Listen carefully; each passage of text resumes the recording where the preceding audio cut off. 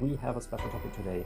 It's almost Halloween, so we have a little Halloween special, and so I also changed to another Airbnb just for this special, and this is why it looks so cozy here now with my little fire here. I love that. We have our Discord server, the 𝑦𝒊𝒍𝒆 Guild, and if you haven't joined yet, I would highly recommend to join. We are now more than 100 people. Please join if you haven't joined, so you stay informed about the upcoming sessions as well and other goodies. I will upload things like the former sessions, for example, are all there, accessible in video format. The battle pass design information document I've uploaded there, so whenever you create a battle pass, you can just use that document, and it's going to help you a lot to create an engaging battle pass that will also make a lot of money. I need to tell you one thing. I have a special treat for you today. And I promised that in the guild already. I put it in the chat that I have this little surprise for you today. But you will have that at the end of this session. So stay tuned for that one. Why do we play horror games? What is the psychology of horror games? That is our big question today. Macro level, macro theories of human intrinsic motivation. You gotta do something today. You got to menti.com. You see it here in the top. Answers here you can choose from are either you play horror games not at all because they are too scary and not fun at all, or maybe you only play multiplayer horror games like Phasmophobia, for example, or maybe you only play horror games sometimes during the daytime or with light on because it's too scary otherwise to play it, or you are a hardcore horror game player. I love playing horror games all alone in the dark with headphones on. And I won't play horror games at all with light on or with friends there. I can't enjoy them the same way then. I will just not do that. I hated playing horror games with other people because I want to enjoy it by my own. And I can see we have a lot of horror game fans here who are just as crazy as I am, and I love that. We have nobody who thinks horror games are too scary, but I hear that a lot. And maybe you also hear that a lot of people say they would never play horror games, and they don't even understand why people play horror games. Because some people have no explanation why some other people would play horror games. What have been your favorite horror game? Soma, Phasmophobia, Silent Hill 2 remake. Wow, nice. Silent Hill 2 is one of my favorite horror games of all time. I love it so much. Darkwood, really interesting title, for sure. Oh, Metro. I personally wouldn't consider Metro a horror game. It's just not scary enough for me. Yeah, Alien Isolation makes absolute sense. Silent Hill 3, ooh, someone likes Silent Hill 3 better than Silent Hill 2 apparently. I'm not one of these people. Little Nightmares, I worked on Little Nightmares. Resident Evil 2, very nice. Also one of my favorite horror titles. Especially the remake is great. And Resident Evil 1 as well. It's Clock Tower, also a unique title. Thank you very much for these insights. What actually convinced you to try your first horror game? Think back of it. When did you try your first horror game? Was it really just like the trailer and the trailer looked so cool and then you wanted to play a horror game? Or was it maybe rather friends who told you should play this and that and anything like this? I would like to hear that, because this is something really, really interesting if it comes to marketing horror games. Peer pressure, so basically friends, I guess, or a group of people maybe at school or at work who said you really, really have to play that game. Often I remember back in my time at school when I played my first horror games when I was, I think, 12, and that was in fact Silent Hill 2. So we got story here in the center of all this. That's an interesting point. A lot of horror games have an interesting story, but a lot of other horror games just don't care so much about the story at all. But yeah, often horror games, especially the ones which are inspired by Silent Hill, have a lot of psychology background to a degree. It plays with the stories, the narratives play around psychology of the mind of the protagonists, which is really, really interesting stuff. Resident Evil, on the other hand, is having a pretty trashy story. Can still be enjoyable, I understand that. In my opinion, not the best one, but I still love Resident Evil for its gameplay and, well, the scariness factor. I see a lot of things are social. I saw a friend play, someone said here, peer pressure, family recommendation. The reason why I bring this up is because from a marketing perspective, it's actually pretty difficult to get people into horror games, because it's not something we would naturally enjoy to be scared.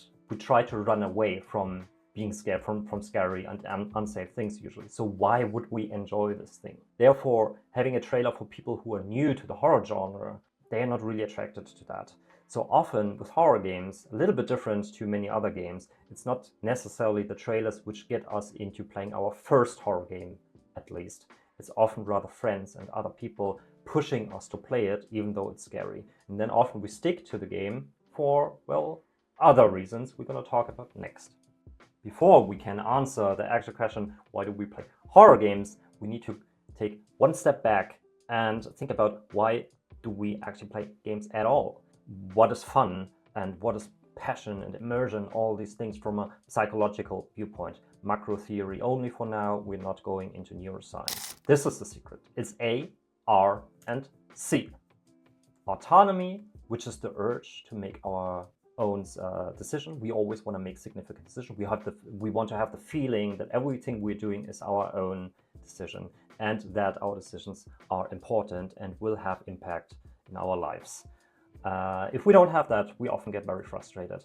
If a game gives us something like this, we will be really happy playing that game. For example, Mass Effect, where you have to make really important decisions, or other type of games. Maybe to mention a horror game, let's talk about the Dark Pictures anthology, which I've been working on from Supermassive Games. They are mostly known for Until Dawn. Now lately they have been working on Little Nightmares 3. Their narrative horror games are known for making a lot of important decisions. This is the autonomy factor. Basically, you decide who's going to die and who's going to survive in these games if you make the right or the wrong decisions. R stands for relatedness, the urge to interact with other people, other individuals. We want to interact, we want to care for each other. This is something really, really important for us and a big factor why we keep coming back to games. And competence is basically the most classic factor if it comes to gaming. Probably in the very first games we ever had, they were mainly competence driven. This motivation factor focuses on mastery, improving, becoming better. Progression systems is all like paying into this competence account. And with all these three factors, you can create a fun and engaging game. You basically don't need anything else. I know there's other companies like Quantic Foundry, or we have the Bartle model. They are all a little bit more complicated.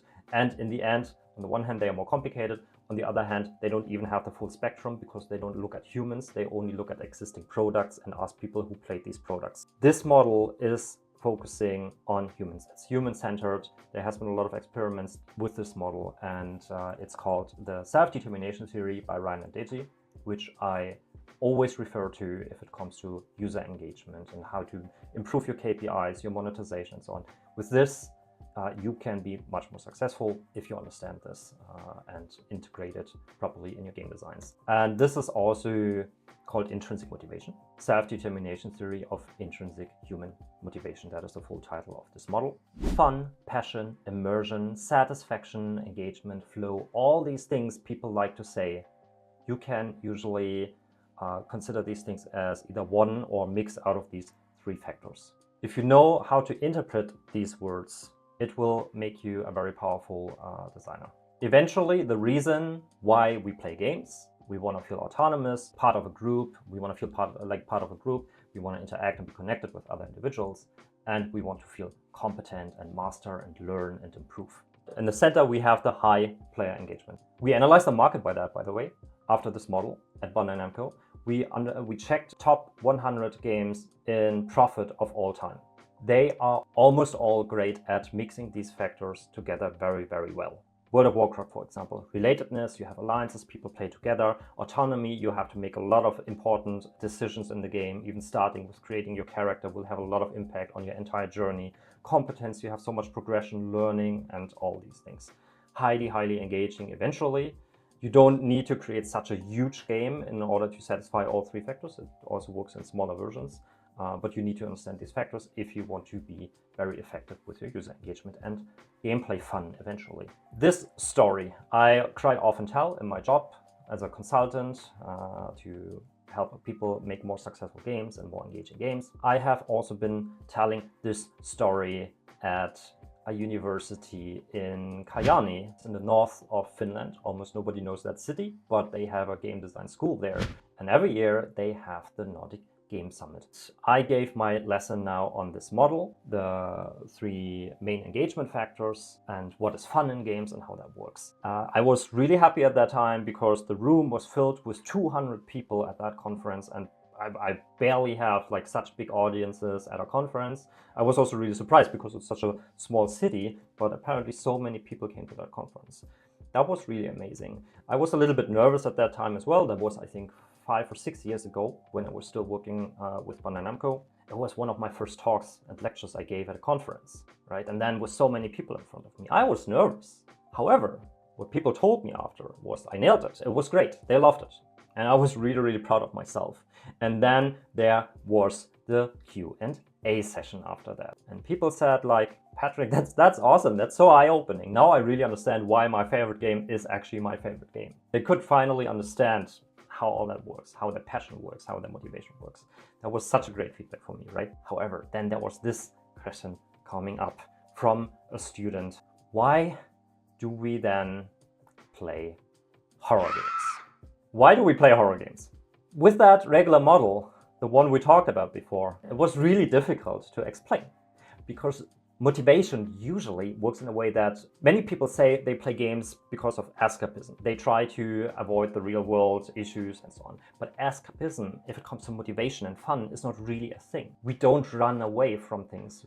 This is not how motivation works. So we're drawn to things. We're drawn to play games because games give us things that we don't get in the real world. You could, well, depending on your perspective, you could say it looks like running away from the real world. But it's not really running away. It's just going towards games. This is how motivation works. Horror games, on the other hand, we don't really go to the scary things, to things that are dangerous. We don't do that. It was a little bit tough for me to answer that question and it made me really, really nervous. I tried to come up with an answer, but my answer wasn't perfect. I really felt that. That was very unsatisfying. So what I did was I was taking that question back to the team at Bandai Namco, all the smart analysts there, and we discussed this actually quite a lot because eventually this is also important for business. I mean, we worked with horror games at that time, like Little Nightmares, like the Dark Pictures anthology. We want to make them successful, right? How do we do that? And in order to make them successful, you need to understand how that works, right? In a few sessions, reading a few more like articles about it, we came actually to one conclusion, more or less obvious conclusion. And now I want to read out your comments very quick because I saw something interesting here. Sheila says, games let us experience fear in a safe way. Keep that in mind. That sounds interesting. No spoilers, so I won't tell you if that is true or not. But we got back to our more traditional model, which is a useful model. It is also a little bit more flat, a little bit more shallow than the self-determination theory, but it is also a model about motivation, intrinsic motivation.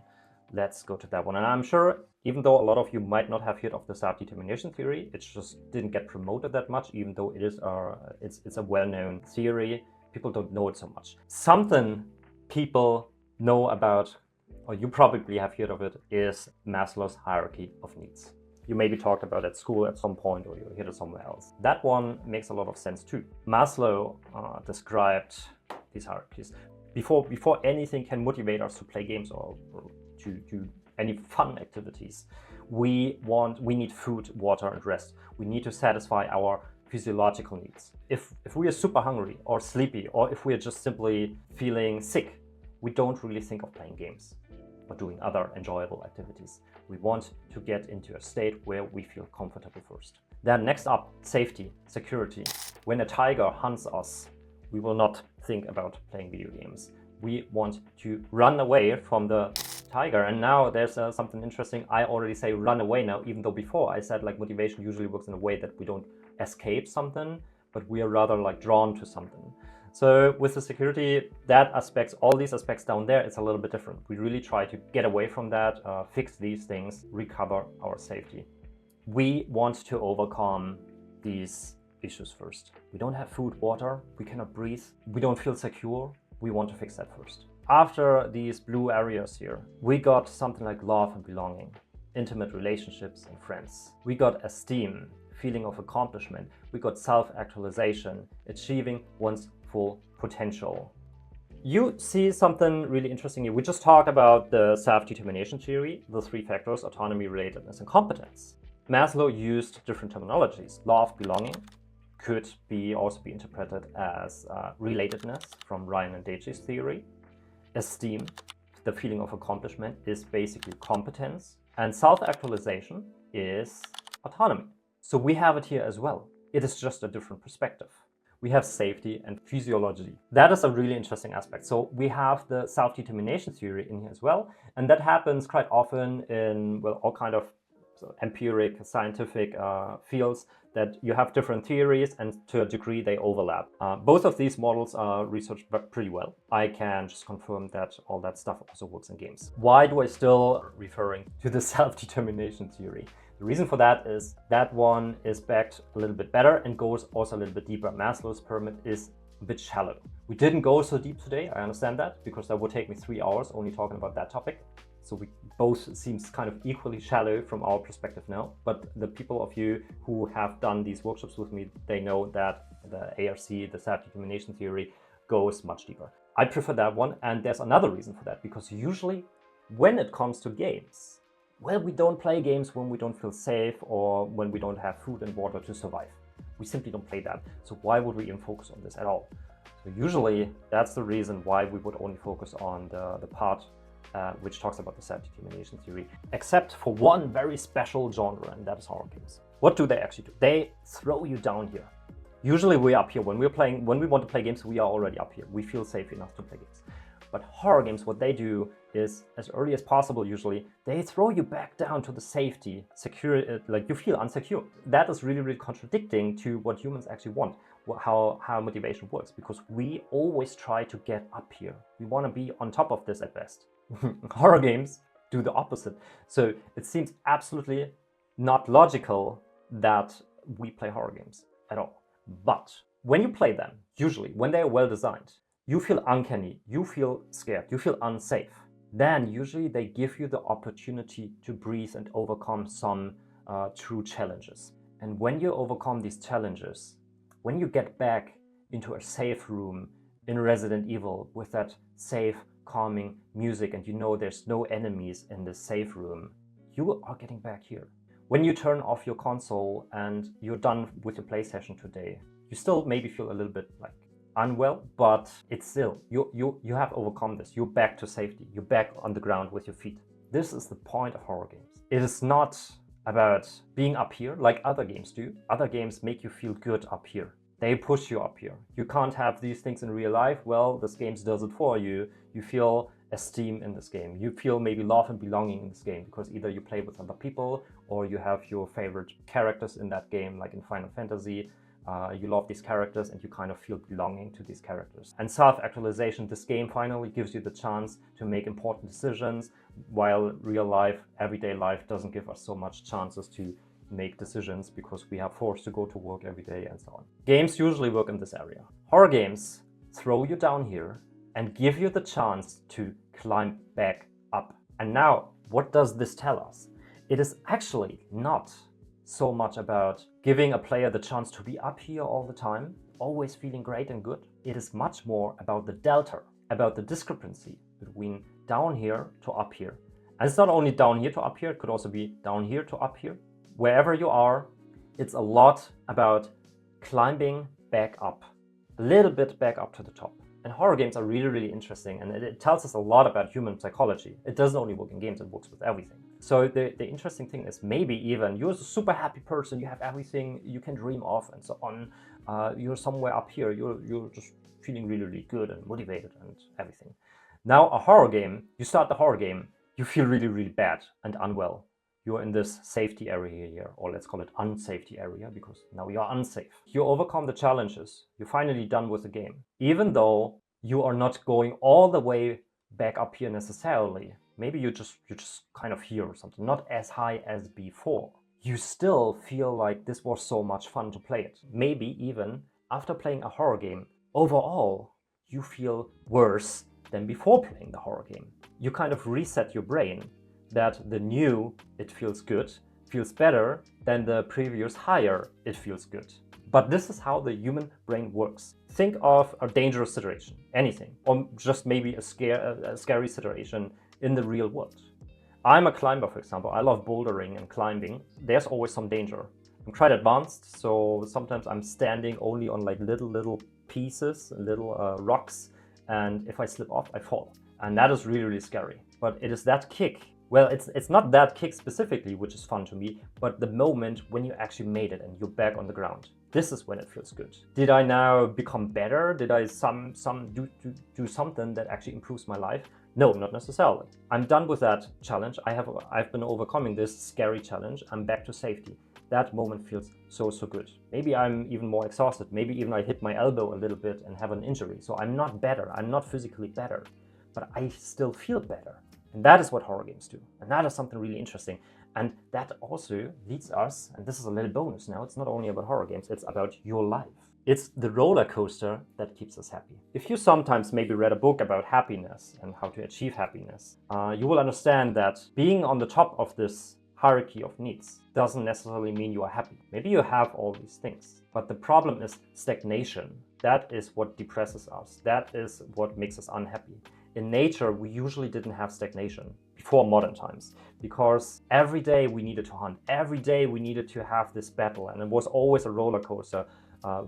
We had what we need, and then on the next day we didn't have what we need anymore, so we had to gather it again. It was really that roller coaster. This is how our brain was trained, how our brain was formed, right? How our brain developed for this roller coaster.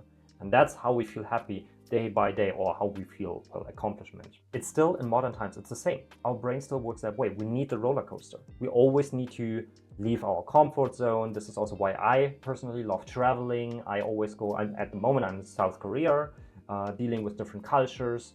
Suddenly going to the convenience store is a huge challenge. Suddenly just talking to someone is a huge challenge. And that doesn't feel good at first, just like playing a horror game. It doesn't feel good in that moment, but overcoming the challenge it doesn't necessarily put me into a better position, but it makes me feel really good. Going out of your comfort zone constantly, always in your life, never too much, so you don't want to have too much stress, but leaving your comfort zone is something that can make us happy, because we need to leave the comfort zone to have the challenge, overcome the challenge, and then feel good, feel the delta, feel the roller coaster all the time. And then you can also just literally think of a roller coaster. What if a roller coaster would just go straight? It would not be fun.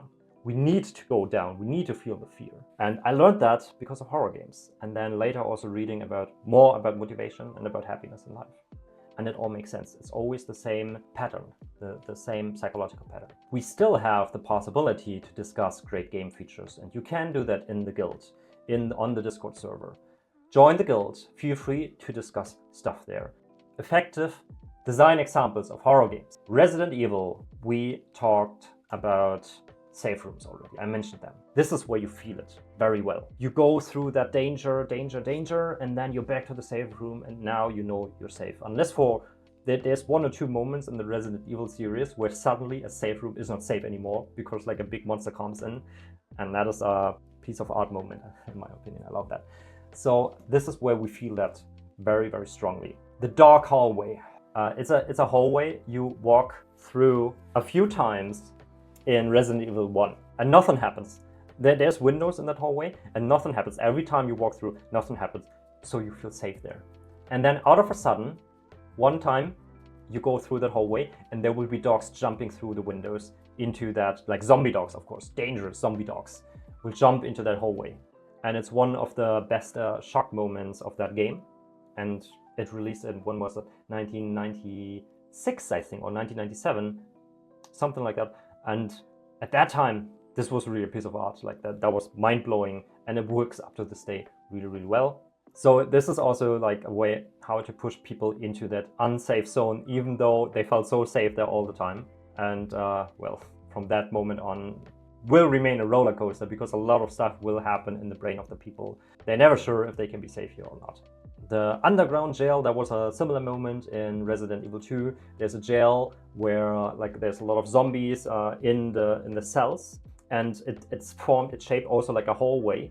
So you have to walk through it, because you know in the end of that hallway there's an item you have to pick up, and you know already, or at least you're very sure that somehow when you pick up that item in the end of the hallway, probably all the cells will open and the zombies will get you. These kind of moments are amazing in Resident Evil games. Silent Hill is a very foggy and cloudy game, so you can't see very far, right? And that always puts you into that unsecure situation. You don't know what's going on, your imagination playing you like any kind of scenario, right? There's a haunted house I want to mention in Silent Hill 3 in particular. That was a really nice moment. You walk through the haunted house. It's in an amusement park, right? In a horror game, you walk through a haunted house. you expect something to happen.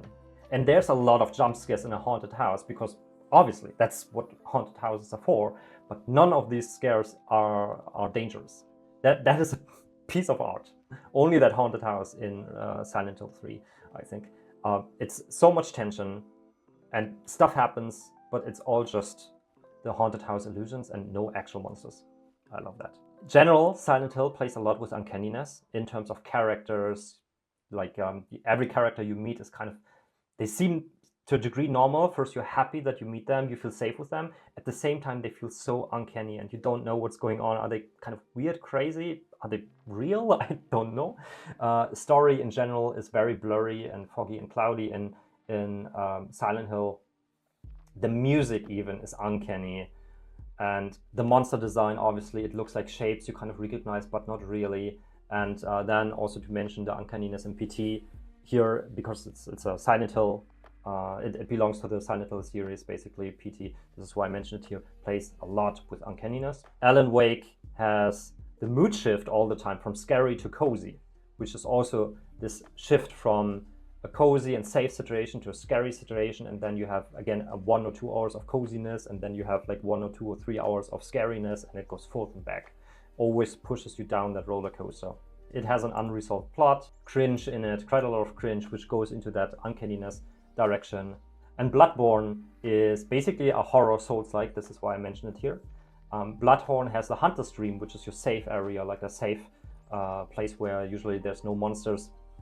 And in Bloodborne and other Souls-like games as well, you always expand your comfort zone. You always have to leave your comfort zone, go into the unsafe area and overcome these challenges, expand your comfort zone, and feel better now after that time in these areas because you know them very well already, but then you have to leave it again and expand it even more.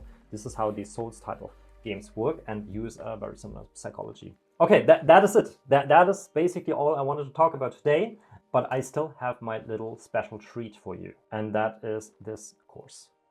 The Art and Science of Creating Irresistible Games. This is focusing on game design psychology, specifically engagement, monetization, everything that you need to make a successful game. It doesn't really matter what genre you have, business model you have. The psychology here works in all business models, free-to-play, service games, and premium games. This is very meta knowledge on making successful games of all kinds. This course is 10 hours long, but only today. I have a code for you. It will give you a 40% discount. You will have early access. You can access it right away. We're still fixing some of the videos. It's not perfect. There's still a few bugs, but all the content is there already, so you could watch it right away. And you will have monthly Q&A sessions, just like this session. We will talk, but you can ask your questions. There's something you don't understand in the course. There's some exercises you want to discuss with me or with the group. You can do that in the Q&A sessions. You want to have a little bit of extra consultancy from me or from other members maybe. You get that in the Q&A sessions. Every month I will do this. If there's enough people buying the course, then I will even do it twice a month. One of the purposes why I did this course is I'm working as a consultant, right? And I have my fees, obviously. And especially, I realize, especially indie studios, it's not affordable for indie studios to hire a consultant. So what I tried is a lot of my knowledge I've gained from the past 10 years of games research, I try to put into that course, make it as affordable as I can. Hello, everyone. I was wondering then that isn't it like the horror games audience be one of the most happy people, since they actually are at the level at which they want to go back to the unsafe area. So I was just thinking, like in like perhaps horror game fans are actually the most happy people on earth. I would probably be one of the most happy people on earth if there were just enough good horror games. But really good horror games are super rare. So that is already an issue. Also, a thing that psychology does, unfortunately, it works kind of similar to drugs, as an example. You have a little bit of a drug for the first time, it feels good. A friend told me. And then you have, next time, maybe you'll need a little bit more to have the same effect, and so on, right? So it always needs to become better and better and better. And at some point there's a limit. And this is why these days I play horror games in a dark room with headphones on and nobody should disturb me, because this is the only way I can still feel something. I don't really feel it anymore, right? That is the issue. How do you think it has changed? I don't think that there was like Twitch streams and things. Do you think the games that are being made have changed due to like you say that it's streamable. It's kind of, you make a game because people should share their experience with others in comparison when the first games came out. Do you think there's a difference today? Yeah, I'm realizing that horror game designs change a lot these days, and a lot of these games are really even focusing on influencers so much. It is a really interesting community when you watch the streamers there. And when they get to play the games, you often see they have kind of their own version, or they even have something like an Easter egg which refers to these streamers and influencers playing these horror games. And of course, we have the genre of multiplayer horror games, which was something that barely existed in the past.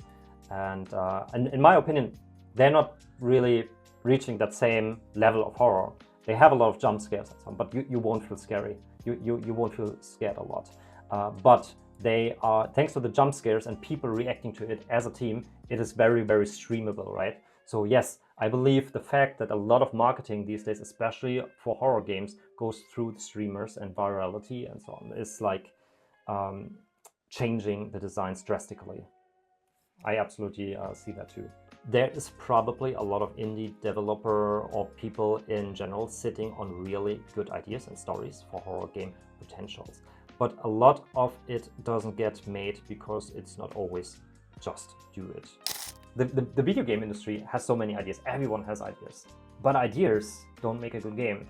Acting makes a game. Of course, you need maybe also some good ideas. But if you don't like execute them, it will never happen. And if you have too many ideas, also especially in the development process, you often end up with a feature creep. You want to put so many features in your game, but you just don't simply have the hands to put it all into that. And a lot of studios struggle with that, and then they lose their design direction, their design, something I like to call design strategy. Design needs also strategy, because your resources are limited and you want to finish a game in a certain amount of time.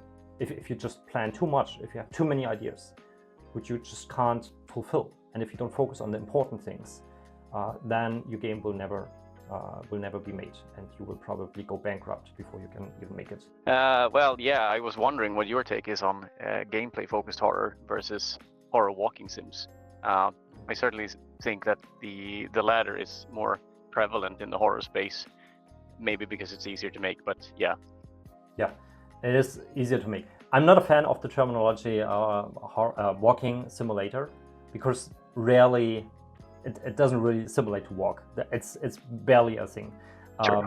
And it always leads you through something, and there's always some gamification to it. And if it's telling you a story through all that environment and so on, it's much more than this. The reason why we see a lot of these type of games is because they are comparably easy to make. It's much easier to control the player. It's you don't have to put many features into the game. You just have to kind of tell the story in your 3D world, right? So this is why this happens a lot. However, I don't think this is the most effective thing. You need features, you need gameplay to fulfill these three factors as well. What can you, if you tell a story, what factors of these three self-determination theory factors you can fulfill? You have autonomy, you have relatedness, you have competence. Relatedness is not only interacting with other individuals, but also interacting with people in the world and their stories. So narrative, storytelling, that is a relatedness factor. This is what you can satisfy. However, autonomy you can only satisfy if you also have significant decision making. Then you at least need a feature that lets you make important decisions in that walking simulator to also satisfy that factor. And if you want to make it even better, you also need some competence factor, meaning improving, becoming better, and learning. So it means you at least need some puzzles there. You at least maybe need some combat, can be good for that as well, or some other kind of things that you need some skill for, that you can also improve. This is why walking simulators often feel so empty, because they only focus at best on the relatedness factor. It's just the story, like a book or movie. Competence and autonomy you usually don't have, and they are entirely missing out on that. If they at least knew about these factors, they could think about more or less simple to implement ways to still achieve a little bit of additional autonomy and competence. But most studios out there are still not working with the science. Thank you very, very much for your attention. It was a fun hour, and I had a lot of people here today. I think we almost reached 30 people. That is crazy. Have a really, really nice Halloween. Yeah, Goodbye. you too. Goodbye, everyone. You too. Thank you. Bye. Have a good one. Bye. Bye-bye. Bye.